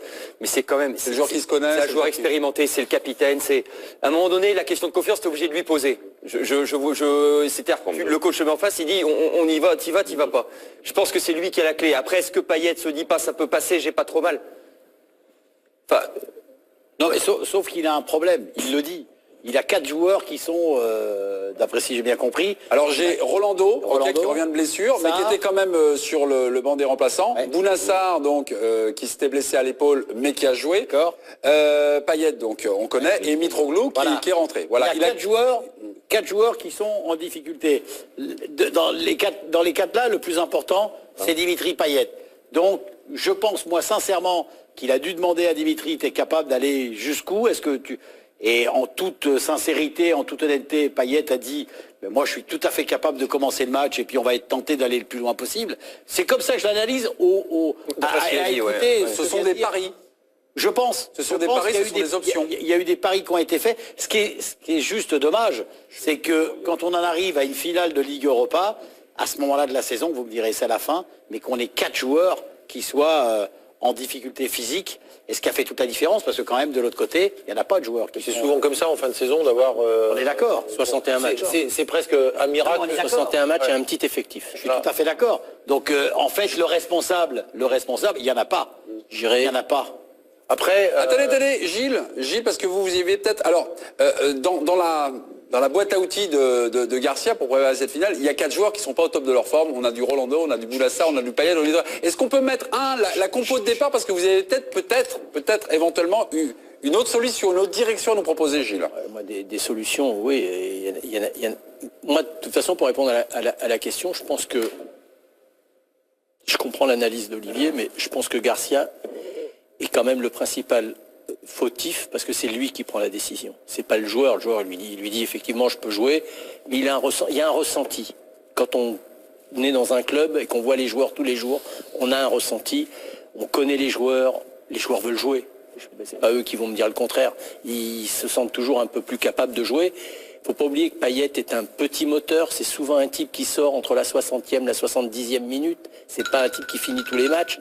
Il le sait. Donc, à mon avis, il a pris lui ce pari. Il a dû lui dire, on va tenter le coup, comme ça. Andoni Zubizarreta, le directeur sportif de l'OM, qui est en direct dans l'équipe. On va pas tous les faire. On a fait un très bel parcours pour arriver jusqu'ici. On a fait un bel voyage depuis qu'on a débuté contre un Ostende. On a gagné la possibilité de jouer la finale ici à Lyon contre une grande équipe. Il faut le dire première, féliciter Atlético pour son titre. Le dessus pour le joueur, dessus pour les supporters qui sont venus, mais aussi il faut gagner les matchs de samedi, il faut revenir des matchs comme ça. Et très fier de cette équipe, vraiment, c'est le jour de lequel je suis plus fier, parce que quand on gagne, c'est plus facile, quand on perd, quand nous, tous on gagne ensemble, on perd ensemble. Vous parlez déjà du match de samedi, la Ligue des Champions. c'est très compliqué désormais. Nous, on a une possibilité que c'est gagner notre match. Après, on verra qu'est-ce qui passe ici même, ou à 3, on verra. Notre possibilité, c'est gagner notre match, faire les 3 points et finir avec notre public un saison qui, de toute façon, sera magnifique. Mais si on arrive à la Champions League, ce sera beaucoup plus beau. Andoni Zubizarreta, donc en direct dans l'équipe du soir. La dernière journée, l'OM devra battre Amiens, compter sur un faux pas, soit de Monaco à 3 ou de Lyon à Nice. Donc pour terminer dans les 3 premiers, rappelons que la victoire de l'Atlético Madrid qualifie directement le 3e de notre championnat en Ligue des Champions. Revenons à nos moutons sur le choix donc titularisé Payet. Gilles, je vous ai coupé, vous aviez terminé votre démonstration. Non, j'ai dit que pour moi le plus fautif, on va dire, mais sans... C'est pas non plus un crime c'est pas le criminel ça va. C'est Rudy. C'est Rudy. Et après, par contre, j'ai pas compris ses choix parce qu'il a fait rentrer Lopez. Alors c'est facile à nous dire, je fais rentrer un joueur offensif, mais dans son équilibre d'équipe, moi j'aurais plutôt fait rentrer Rolando, faire monter Gustavo parce que le milieu en deuxième mi-temps, physiquement, tous les impacts. Ils ont morflé, ils sont fait défoncer, et je pense qu'avec Gustavo au milieu... Oui, mais c'est justement là où maintenant je comprends pourquoi il ne l'a pas fait. Parce que Rolando était blessé, c'est tout, il l'a dit. Adil Rami. C'est ça. Adil Rami. On est tombé sur une équipe plus expérimentée, plus intelligente. On a bien commencé le match, mais je le savais, j'ai eu ce pressentiment qu'on allait s'en prendre un ou deux. Avec cette équipe-là, c'est souvent la même chose. On a l'impression de dominer, et puis sur nos erreurs à nous, sur nos pertes de balles, c'est là où elle peut nous contrer. On a eu un grand Antoine Griezmann qui a fait la différence sur ça. Puis derrière, pour revenir au score, c'était quasi impossible. Est-ce que ça veut dire que c'est mental, cette défaite, Adil? On a vu la sortie de Payet, on a l'impression que ça vous a mis un grand coup dans la tête. Là, tu nous expliques que tu as eu le sentiment que vous alliez en prendre un ou deux. Est-ce que c'est une défaite mentale de l'OM ce soir? Sentiment, parce que je connais cette équipe de Madrid. Et puis, après, on est toujours déçu de perdre, bien évidemment. Que tu perds une finale ou autre match, tu restes déçu. Mais... Voilà, c'est une équipe bien huilée, une équipe qui connaît son jeu, une équipe qui a parfois pas peur de pas être beau à avoir joué. Mais par contre, elle sait très bien exactement ce qu'elle doit faire, c'est-à-dire attendre nos erreurs. Je pense qu'on les a nourris de quelques erreurs et c'est là où ils nous ont pris en compte. Je pense pas. Maintenant, on est des privilégiés des privilégiés dans le monde du football. On a joué une finale. C'est pas donné à tout le monde. Maintenant, il faut que certains joueurs comprennent que il y a un gagnant et un perdant. Quoi qu'il arrive, on doit garder la tête haute et voilà, c'est comme ça. Après, bien évidemment que je pense que le score reflète pas le match. On s'est créé des occasions, on a quand même poussé, j'étais pas, je pense au niveau de la possession, on était plutôt pas mal. Maintenant, la marche était peut-être un petit peu trop haute pour nous, mais on peut être que fiers. Vous disiez que Antoine Griezmann, il fallait faire attention à lui. Exactement, je connais Antoine, c'est quelqu'un de très intelligent, qui est très très fort en contre. Et voilà, il a encore montré ce soir que c'est un joueur talentueux, mais à travers ça, il est très quelqu'un qui réfléchit très vite, très intelligent, très vif d'esprit. Donc voilà, et il a montré ce soir encore. Oui. Allez, Adil Rami, sportif, donc vient évidemment de louer la qualité de l'adversaire du soir, l'Atlético Madrid. J'ai une image à vous montrer sur la sortie de Payet. Payet qui est complètement en larmes, qui craque. On peut le comprendre, c'est une finale, c'est un titre. Lui aussi, dans sa carrière, n'avait gagné aucun titre. Je fais un petit parallèle avec Antoine Griezmann. Regardez, ce que vous avez décrit tout à l'heure, Grégory Schneider. On est à la 30e minute, ça sort, et on a l'impression que c'est pratiquement la fin de la rencontre. C'est une image triste et c'est une image de deuil en fait. Et elle intervient après 30 minutes. C'est ça que je trouve un peu particulier. Et en plus, il y a une surcharge émotionnelle qui n'a rien à y faire. Alors, il ne faut pas les critiquer. Ils réagissent comme ils peuvent réagir. Ah, mais là, vous êtes clinique, là, on a l'impression qu'il y a tout d'un coup une surcharge émotionnelle qui est plus liée à la finale. Donc, est-ce que tu laisses pas de l'influx en plus? Il part dès la 30e minute. Est-ce que ça accrédite la thèse qu'il fallait faire jouer quoi qu'il en coûte, il fallait que Garcia prenne le risque par rapport à ce qu'on voit là, par rapport à l'influence, par rapport au truc. Nous on parle après. Non mais on a quand même quelques pièces de puzzle importantes là qui se sont déroulées sous nos yeux ce soir. Sur l'influence d'un joueur sur un groupe. Oui, manifestement, c'est vrai qu'il avait un tel impact que le risque peut-être. C'est vrai qu'à l'inverse, il avait un tel impact que peut-être le risque se jouait. C'est peut-être ça que ça veut dire. Après, nous, on parle après, il faut faire attention. C'est facile de parler une heure après. Parce que quand on voit les larmes de l'un et le choc des autres, visiblement, personne ne supposait qu'il prenait un risque aussi énorme que ça, parce qu'on sent que tout le monde est surpris de le voir lâcher à la en plus. Rudy Garcia en conférence de presse, on revient parce qu'on vous a passé le début de la conférence de presse et puis il a été relancé sur son management, sur son choix de titulariser Dimitri Payet. Écoutez Rudy Garcia. Aujourd'hui, c'est que c'était trop juste malheureusement pour être à 100%, voilà, tout simplement. Enfin, sur ce genre de match, je pense que c'est des genres de risques à prendre. Voilà, Rudy Garcia donc qui assume ses choix. Mais il a raison, moi, je suis totalement d'accord avec lui là, sur ce coup-là. C'est ce que je disais tout à l'heure, quand Gilles expliquait il aurait aimé que Luis Gustavo soit plus... Mais je pense que dans sa tête, à Rudy, il préfère prendre le risque avec Payet plutôt que de le prendre un risque défensif avec Rolando. C'est tout, c'est simplement... Le choix, il est simple. Et vous moi, le voyez là, ce sont des images en direct. Coach, j'aurais fait exactement la même chose. Image en direct d'Antoine Griezmann donc, qui s'installe en zone de presse. Il vient de recevoir 2 trophées. Le trophée évidemment de la Ligue Europa et le trophée du meilleur joueur. On est en train de vivre le moment en direct. Antoine Griezmann me dit oui, c'est là, chaise de gauche, chaise droite. Oh non, c'est la droite, voilà, le petit micro, tranquillement, le ballon du match. Le trophée de Lyon, rappelons que c'est un trophée à Lyon. Il est né natif de Mâcon. Entre Lyon et Mâcon, combien de kilomètres à peu près? Merci monsieur Mappy. On y va pour la conférence de presse, on va la vivre en direct. Pour Quotidien. Déjà bravo, félicitations. Merci. On sait que quand vous étiez petit, vous supportiez OM, on avait vu des photos de vous au stade Vélodrome. C'était pas trop dur aujourd'hui, après ce doublé magnifique de marquer contre une équipe qu'on supportait quand on était petit? Non, c'est pas dur parce que voilà, aujourd'hui j'étais égoïste, donc voilà, ça faisait 2 finales que je perdais. Je suis parti à 14 ans de chez moi voilà, pour gagner des titres et ce soir j'avais l'opportunité de gagner un trophée, donc voilà, fallait tout donner. Mais après c'est vrai que je suis fier de la saison de Marseille, de ce qu'ils ont fait, les supporters qu'ils ont, ce qu'ils ont rempli à eux seuls presque tout le stade. Donc voilà, c'est impressionnant de voir tous les supporters qu'ils ont, le soutien qu'ils ont et après ce qu'a fait Rudy Garcia pour Marseille avec cette équipe, c'est énorme. Et voilà, je tiens à les féliciter de leur saison et j'espère qu'ils pourront se classifier ou se qualifier à la Coupe du Monde le plus rapidement possible. Gentleman green jacket. Antoine, ici, à droite. Est-ce que tu as rêvé de cette finale, par exemple, hier soir à l'hôtel? Est-ce que tu en as rêvé? Non, j'ai essayé de ne pas trop penser à ce match pour ne pas être stressé, ne pas jouer le match avant l'heure. J'ai essayé de rester dans le même état d'esprit que toujours. J'ai joué avec des amis, aux jeux vidéo, et c'est tout. Me relaxer, me déconnecter du football. Et c'est vrai qu'aujourd'hui, j'avais vraiment envie que le match commence. Ce que je voulais, c'était jouer.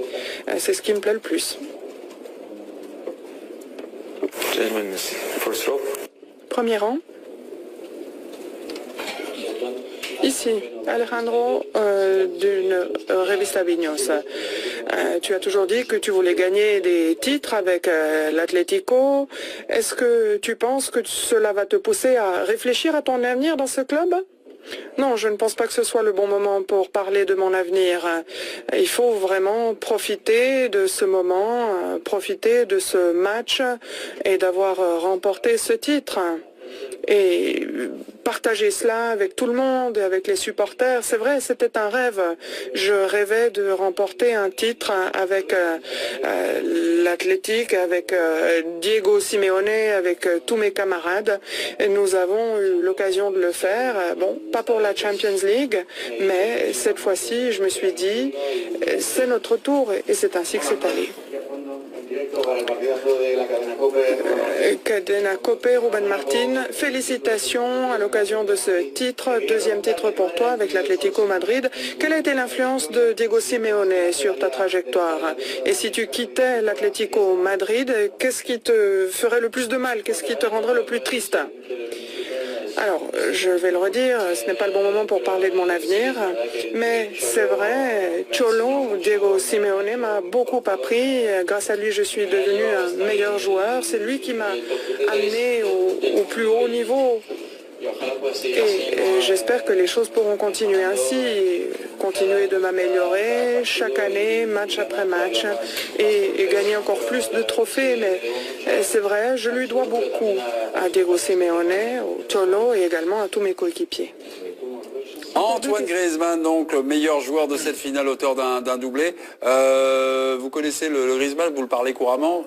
Lorsqu'il parle de ses années à Atlético, c'est plutôt pour partir que pour rester dans un cadeau d'adieu. Le plus beau cadeau d'adieu possible, parce que non seulement il y a un titre, et en plus il est décisif pour amener ce titre-là. Il a déjà quasiment fait l'année de trop, parce que ça s'est pas très bien passé pendant 6 mois. Il était mal dans sa peau, mal dans son foot.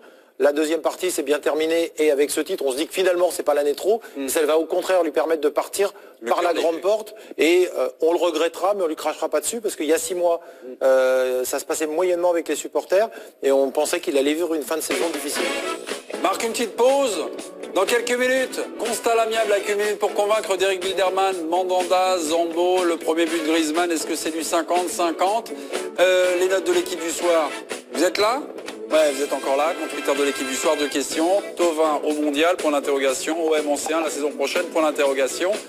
On marque une pause dans quelques minutes, le début des prolongations. A tout de suite.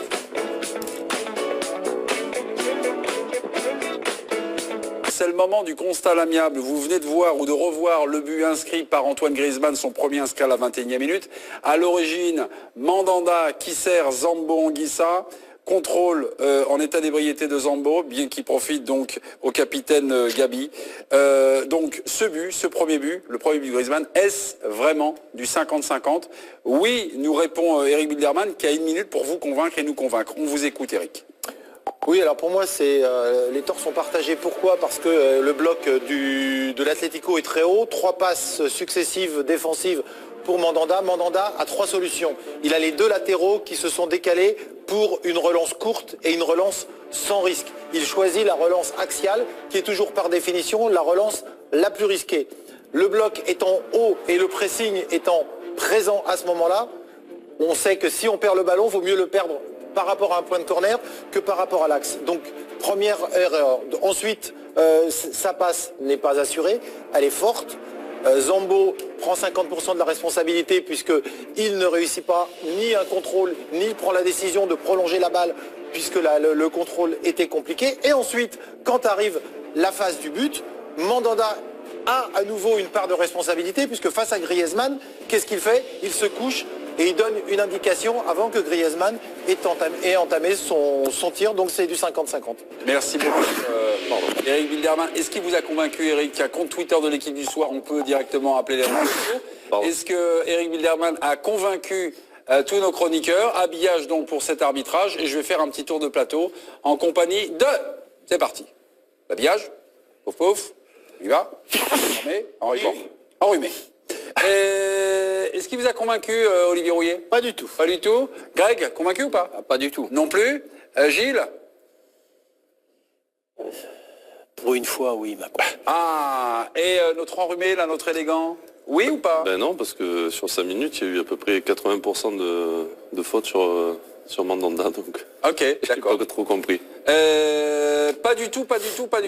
Moi, c'est l'action qui fait basculer, c'est le contrôle, le contrôle raté. C'est clair et précis. Je suis pas du tout d'accord avec l'explication d'Eric. Pour moi, Zambo, pardon. Anguissa est absolument le seul et unique fautif. Parce que je suis pas d'accord quand tu parles de qualité de passe. La passe, elle est bonne, elle est dans l'axe. Certes, elle est peut-être un peu forte. Et là, tu as un contrôle qui est quand même un contrôle américain. Parce que s'il réussit son contrôle, il y a la possibilité soit de redonner à Mandanda ou alors de donner le ballon sur le côté, mais avec une facilité déconcertante. Sur la nature de la passe, qui est trop forte, tout ça, sans doute. Maintenant, j'étais allé voir l'OGC Nice, je me souviens, en mars 2017 à Lorient. Et partez de loin là. Hein. Non, oui, mais vous allez voir, des passes plein axe entre 2 attaquants sur un joueur qui est derrière, je n'ai vu que ça pendant 1h30. Lucien Favre ne fait que ça. Et on lui avait posé la question après, en disant alors pourquoi vous faites ça, ceci, cela? Parce que ça ouvre des angles de passe derrière, parce que ça élimine deux joueurs. Ce que je veux dire, c'est que le principe de la passe de Mandanda sur un mec dans l'axe, machin, il y a des équipes qui ne jouent que comme ça. D'accord, mais tu le joues comme ça, comme tu viens de dire, quand les deux attaquants viennent et que ça passe au milieu. Voilà. Là, il y a Griezmann qui est sur Anguissa quand même. Hein. Oui, mais oui, donc déjà, déjà le mec qui va contrôler le ballon, il est dos au jeu. Il y a Griezmann qui va arriver là, et bon, là, il ne le sent pas. Ils sont loin. Excusez-moi.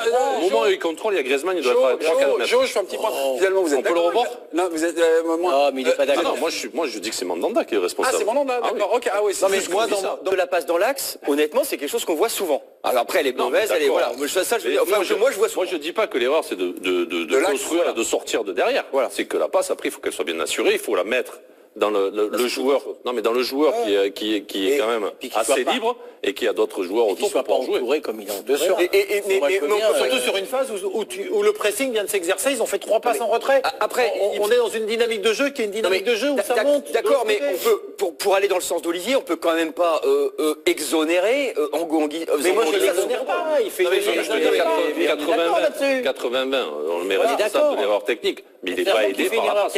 Moi, où je m'oppose dans le débat, c'est de charger directement, Anguissa et de dédouaner quasiment Mandanda. C'est pour ça que j'ai fait ma démonstration sur Mandanda, parce que 50-50, 60-40, on peut jouer comme on veut. Une chose est sûre, c'est que à minima, Mandanda est autant responsable, et je dis bien à minima. On est allé poser la question sur ce premier but, là, Griezmann à Rudy Garcia. On va écouter, 50-50 ou pas? On y va. Ouais, c'est pas très important parce que de toute façon le mal est fait et Griezmann en a profité, mais oui, je pense que les torts sont partagés. Ouais, c'est du 50-50. C'est du 50-50. Son boulot d'entraîneur. Et Eric Bilderman vous a-t-il convaincu, chers téléspectateurs? Oui, non, ou c'est Zambo? Oui, 45, non, 55. Bah non, mais les gens vont. C'est pas gentil avec. Non, mais c'est pas grave, mais en tout cas, T'as même perdu un duel contre toi. Contre moi, je perds, Lucas Hernandez, joueur de l'Atlético. On va voir, parce que demain, c'est la liste de Didier Deschamps. On va voir s'il y a peut-être des nouvelles qu'il peut nous annoncer. Bien lâché, être concentré 100%. Je savais que si on avait fait une mauvaise passe au début, les Marseillais ils allaient presser dans notre camp et ils allaient rester dans notre camp, ça allait être difficile. Alors c'est pour ça qu'on a commencé à jouer long avec Costa et c'est ça qui nous a libérés. Ça, personnel, tu t'es senti comment, Lucas, ce soir? Bien, personnellement très bien, très content de pouvoir lever ce titre et maintenant il faut continuer comme ça. Tu vas suivre demain la liste de Didier Deschamps, on imagine, avec attention. Tu peux nous raconter un petit peu, tu vas être où, tu vas regarder la télé? Ouais, bon, pour l'instant je vais fêter ça ce soir et demain on verra si la liste est bien et je serai chez moi. Tu te donnes combien de Tu te donnes combien de pourcentage de chances de disputer la Coupe du Monde avec la France, toi qui étais du dernier rassemblement? Je sais pas, moi je lutte pour essayer d'être à la Coupe du Monde. Après c'est au coach de décider. Si je suis présent, tant mieux. Si je suis pas là, je vais continuer à lutter pour essayer d'être le plus vite possible. Un mot sur Antoine Griezmann, Lucas, qui était... Bon, le petit Hernandez, il est plus beau sans sa casquette. Voilà, franchement, enlevez votre casquette, mon cher Hernandez. Les notes de l'équipe du soir à présent. Les notes de l'équipe du soir à présent, compte Twitter de l'équipe du soir. Juste avant, mes petits, attendez, il faut nous donner la personne à noter parce qu'on a les raquettes. Je voudrais noter Thauvin, Coco Pops, Florent Thauvin. Moyenne ou pas moyenne? 4, 4, 4, 4 et j'ai 2 fois 3. Et c'est pas si dur. Hein. Les anciens sont durs. Gilles Favard. Gilles, 3. Ah oui, honnêtement, je suis déçu. Vous l'attendiez vous l'attendiez mieux. Encore un gros match où il n'est pas présent, aucun impact, rien dans le match. Il fait rien dans ce match-là. Il fait absolument rien. J'ai bien peur pour lui, pour demain. J'ai une question après. Thauvin au mondial, est-ce mort? Mort, pas non. forcément obligé d'y répondre, vous y avez un peu. On va pas dire mort, mais à la trappe, oui. Oui, bon. Élargi. C'est vrai. Thauvin, on le voit en général. On le voit parfois sur des mauvais choix.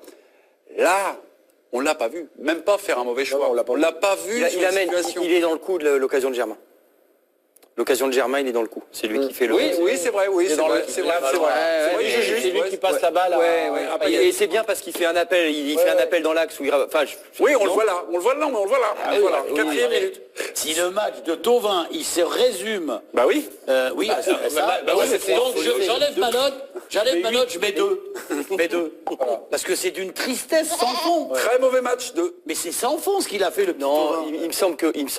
il me semble quand même qu'ils étaient pas à la noce pendant la première demi-heure sur son côté. Hernandez et avec Bounassar et Thauvin. Ça combinait pas mal avec Bounassar. Donc de là l'entasser totalement, ça semble un petit peu abusif. Ok, on enchaîne. On aura un débat Thauvin dans quelques minutes, mes petits. Notez, quelle note pour Mandanda? La mienne, c'est 3. Et en plus, pas le risque de... Fafache, il est Fafache. Hein. Mais il a raison. 3. Et juste un 4. J'aime bien Greg parce que j'avais d'accord. Voilà, il peut parler. Comme tout à l'heure, il a défendu... C'est pas qu'il veut parler, c'est que c'est une responsabilité. Il défend toujours la mauvaise. Attendez. Mandanda sur les buts qu'il prend. Il y a un problème, il donne trop d'informations tout de suite au tireur. Il se couche en plus. Il se couche trop vite. Ouais, enfin, Griezmann, moi j'ai l'impression à chaque fois qu'il fait un appui qu'il va armer en fait. Enfin, peut-être je me trompe, mais j'ai l'impression que le pied part tellement vite que tu peux te laisser avoir.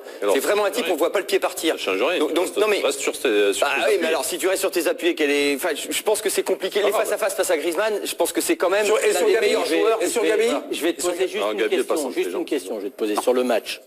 Est-ce que sur le match, il t'a rassuré? Ah non, pas du tout. Bah alors, pas du tout. Mais non mais 4 et 3. Oui, non mais ça pas du tout. Mais sur son match en général, il a donné comme c'est important. Il a donné aucune assurance à personne. Quand tu joues, si ton gardien ne donne pas d'assurance. Après les erreurs, il se couche avant que le mec il frappe, il le fait souvent, c'est un de ses défauts. C'est pas et puis il y a sa passe de tu vois bien qu'il te donne aucune assurance. À un moment, on voit, il y a un ballon long, il doit parler pour sortir, le mec il se retourne, il regarde, il va pas tout de suite. Pas dans l'allure. Pas dans l'allure. Le seul Marseillais de bon ce soir, c'est Bounassar. Il sauve plusieurs occasions et se montre combatif. Il mérite sa place dans la liste. C'est Vendetta. Déjà, on va voir la note que vous lui mettez. Bounassar. Premier qu'à la moyenne. Premier qu'à la moyenne. Donc soit c'est un match moyen, soit c'est un match pas satisfaisant insuffisant pour Olivier, ou soit un match satisfaisant pour Eric. Alors Eric, Olivier, vous êtes évidemment convoqué en conseil de discipline. Vous lui mettez la moyenne, vous? Oui, je mets la moyenne même un peu plus, parce que sur la première demi-heure où Marseille joue bien au foot, ça se passe toujours sur le côté droit, et Bounassar est certainement avec Zambo justement, avec qui il combine bien, avec Thauvin, il me paraît être un joueur quasiment décisif dans sa manière d'aborder ce match-là. Ensuite, bien évidemment que la deuxième mi-temps est plus compliquée, mais elle est compliquée pour tout le monde, et ça n'a pas été le pire dans ce moment-là. Donc moi je retiens avant tout cette première demi-heure où Marseille a été une bonne équipe et j'ai envie de récompenser sa prestation. Bof, il fait la boule, le petit bonhomme n'est pas content. Mais non, mais parce que moi quand je retiens la première demi-heure, non, un match de football, c'est pas une demi-heure. Un match de football, c'est 1h30. Tu perds une finale. Moi, quand je mets un 4 à Bounassar, c'est presque la meilleure note que je donnerais aux joueurs de Marseille. D'accord. Parce que j'ai rien vu d'autre. À part peut-être Anguissa, qui pourtant fait la plus belle connerie sur le premier but. Mais c'est tout. Moi, Sanson, peut-être avec ça, le meilleur Olympien. Et le meilleur, c'est Rimka Zaraï. Pareil, 4. Même pas. Non, en tout cas, pour Rimka Zaraï, c'est 4. Rimka Zaraï, j'aime bien ce nom. C'est très drôle. 6, 4, 5, 4, 5. Bon, bah, on est autour du 5 en fait. Je pense que vous allez répéter les mêmes choses que vous avez vues. Oui, c'est ça. Non, c'est à peu près la même chose que vous avez vu pour Bounassar. Ah, mais je comprends ce qu'il veut dire. Moi, pour moi, la meilleure note pour les peut-être un ou deux, je vais dire les deux Olympiens, c'est 5. Donc, c'est qui pour toi les deux meilleurs? C'est Sanson et Sarr. Mais encore Sanson, j'ai mis 4, je mettrais 5 à... Parce que même en Anguissa, je lui mettrais 5 parce que... Je mettrais 5 malgré son erreur parce qu'il a vraiment été tout le match.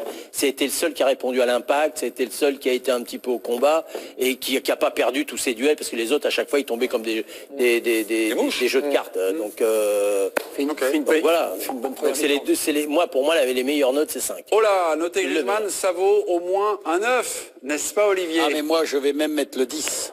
Oh, mais vous le connaissez, l'autre Olive. J'ai du 10, j'ai du 9, j'ai du 9, j'ai du 8 et j'ai du 9. On est dans le match exceptionnel. Et vous mettez le match parfait. Moi, je match, je regrette, je mets parfait. C'est le premier Français auteur d'un doublé en Coupe d'Europe, en finale. C'est tout. Voilà, c'est extraordinaire. Tu marques 2 buts en finale et je redis tout ce que j'ai dit depuis tout à l'heure. Il a marqué 2 buts qui, pour moi, démontrent d'une qualité et d'une intelligence de jeu que j'apprécie énormément, mais là, qui, pour moi, m'impressionne encore plus. Olivier, et surtout, attends, je termine juste parce que je pense sincèrement, et il l'a dit, le gamin, Diego Simeone, il lui a amené tellement de choses dans son travail de récupération, de replacement, de défense. C'est un mec, c'est vraiment un gosse qui donne c'est plein, quoi. C'est vraiment plein. Moi, 10, bravo. Et en plus, il aurait pu s'offrir un triplé, hein. Mais Diego Costa lui a pas servi à jouer un peu la carotte. C'est vrai. Ah, on me dit que Yohan Ryu veut prendre la parole. On l'a quitté tout près du stade Vélodrome. J'ai l'impression qu'il est entouré d'un service de sécurité. J'ai l'impression aussi qu'il a le sourire. J'ai l'impression que derrière, il y a le vieux port. Qu'est-ce qui se trame, mon yo-yo? Coucou bébé, coucou à tous et voilà, on a vécu une saison extraordinaire, il y a eu la défaite certes ce soir mais il y a eu des émotions folles toute la saison, je suis avec des supporters marseillais qui sont venus de Poitiers, Axel, Guillaume, ils ont fait tant de kilomètres aujourd'hui et donc nous allons sauter dans le Vieux-Port évidemment pour fêter cette saison folle. Alors j'enlève mon portable et nous allons passer maintenant un petit plongeon dans le Vieux-Port. Allez, c'est parti. Allez,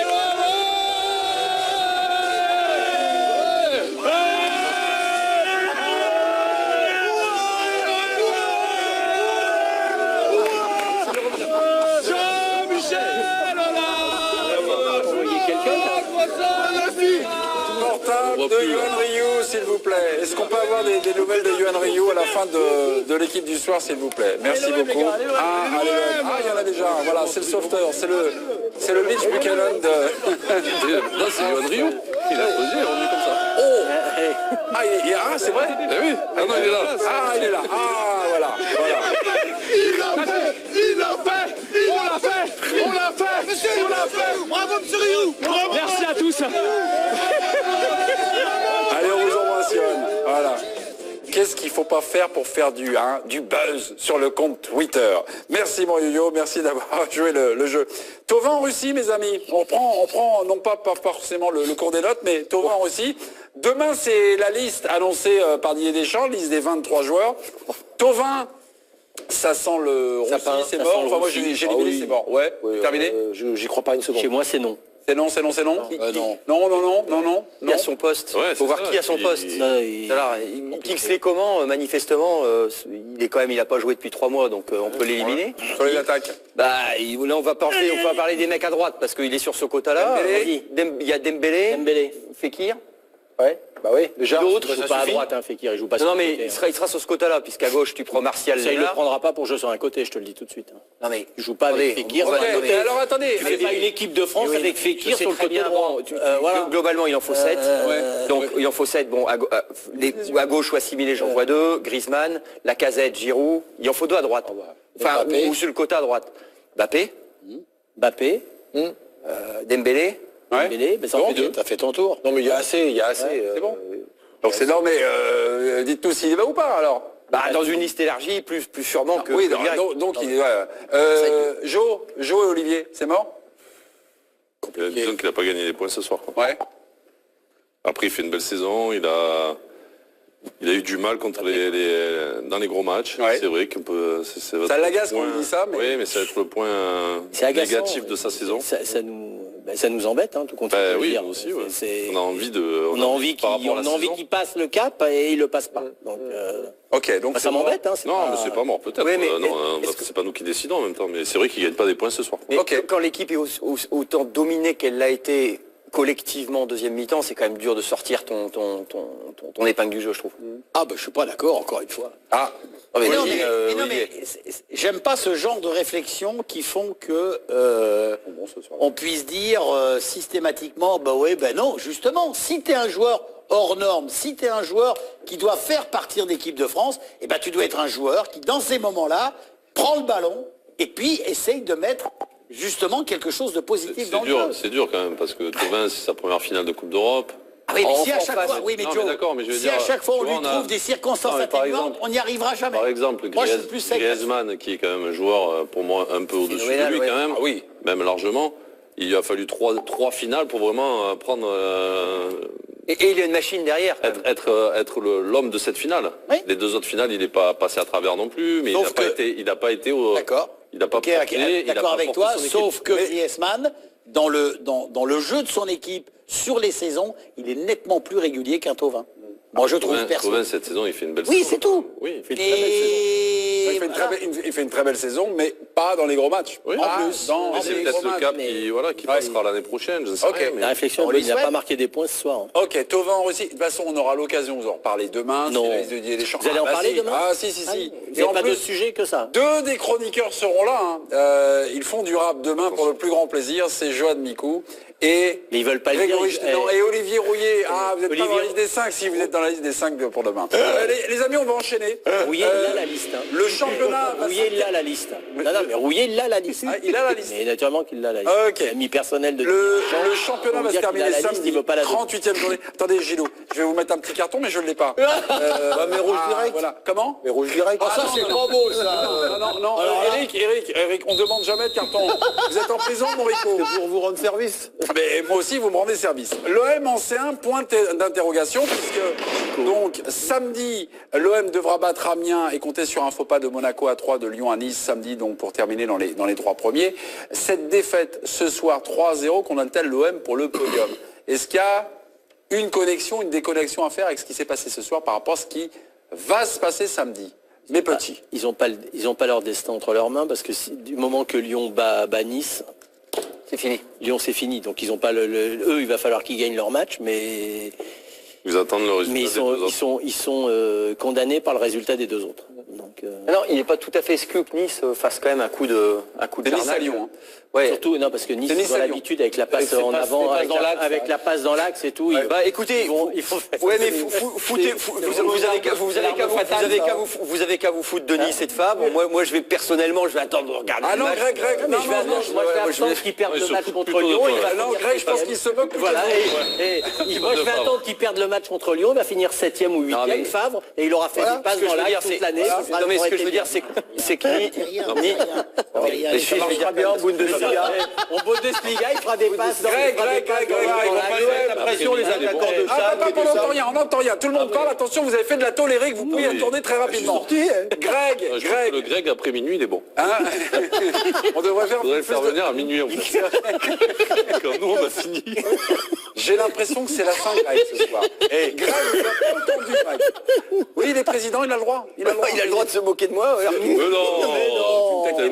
Non, mais je sais que c'est pas me démoquer, c'est pour te perturber. Oui, bah c'est réussi. Non, mais ce que je veux dire, c'est que Nice peut faire un truc à Lyon. Moi, ce match, il est pas joué, c'est une équipe imprévisible, c'est une équipe où il y a du talent, c'est une équipe où il y a. Donc Nice peut faire quelque chose à Lyon, plus que Amiens Marseille. Voilà. Je crois aussi contre Monaco. Oui, mais c'est vrai que les deux équipes qui jouent Lyon et Monaco jouent quelque chose. Ils jouent quelque chose. Donc ceux qui jouent Marseille. C'est Marseille qui a le match le plus facile.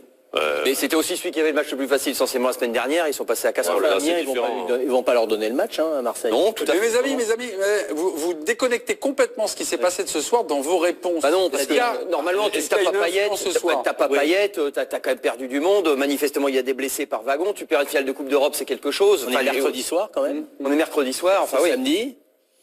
Donc ils sont pas favoris, on va dire. Ouais. Donc ça sent bien aussi. C'est mal embarqué. Louis Gustave. Il joue quand même. On va écouter Louis Gustave après. Ah oui. Ouais. Ils jouent sur samedi. Ils savent quand même que voilà, il y a eu une grosse déception. Mais je sais plus qui a parlé tout à l'heure de dire, il faut leur dire que on peut gagner et perdre. Voilà. Donc moi je pense que dans sa tête c'était de basculer rapidement à ce qui va se passer samedi. C'est sûr que c'est une grosse déception, mais il faut un vainqueur. Après tu perds pas une finale non plus en te disant putain on aurait dû la gagner quoi. Voilà. T'as eu un adversaire qui était plus fort donc. À mon avis, c'est plus facile de basculer sur... de la digérer vite. Voilà, de la digérer. Et Je suis pas convaincu, moi, de ça. Ah ouais, mais tu la digères parce que moi je trouve que voilà, tu as fait les efforts, mais tu étais en dessous. Quoi. Mais c'est la fin d'un truc. Ouais, je pense vraiment que c'est... Oui, mais tu as autre chose à jouer. Contrairement à Guingamp, tu devais jouer une finale derrière. Donc c'est pas le même match. Là, tu vas jouer le match pour te dire si on gagne, on peut espérer. En plus, tu as la 3e place. D'accord, Olivier, si t'entends que Nice mène à 0 à Lyon, ça peut faire un peu... Olivier, on va vous laisser répondre gentiment à Johan Micou, mais on va faire juste un petit saut de puce du côté de Lyon, puisque Luis Gustavo a parlé de la suite. La suite, c'est juste la 38e journée, il n'y a plus qu'un match dans la saison à jouer pour l'Olympique de Marseille. On y va, Luis Gustavo. On va jouer contre une très grande équipe, une équipe qui a beaucoup d'expérience aussi. Pour ça, on a perdu contre une grande équipe. Maintenant, le plus important, c'est lever la tête le plus vite possible et continuer. C'est pas autre chose. On va continuer tous ensemble, on perd tous ensemble. Et pour ça, maintenant, on va, comme j'ai déjà dit, c'est plus important qu'on élève la tête le plus vite possible. Luis Gustavo, le physique de Lionel Richie, la voix de Barry White, la coupe de cheveux également. De Jimi Hendrix. Comment de Michael Jackson, enfin bref. Non, parce qu'on parle dans l'oreillette. Et on me dit, il y a Grisou avec Pierrot. Pierrot, c'est Pierre Niguet. Grisou, c'est qui va lui poser la question. Allez, on y va. Le leader, on y va. Non, pas héros, c'est l'équipe, comme je dis toujours. Ils ont fait une erreur sur le premier but, on a su la mettre au fond et après on a joué notre match, attendre derrière et faire des contres. Antoine, on sait que tu... Non, très, très heureux, mais comme j'ai dit, le plus important c'est la coupe, c'est le fait de gagner en équipe et on va rester avec ça. Antoine, on sait que tu n'aimes pas forcément le rôle de leader en équipe de France. Est-ce que c'est un rôle que tu assumes avec l'Atlético? Il y a eu tes 2 buts, il y a eu ton langage aussi sur le terrain. Est-ce que tu es le leader de cette équipe de l'Atlético?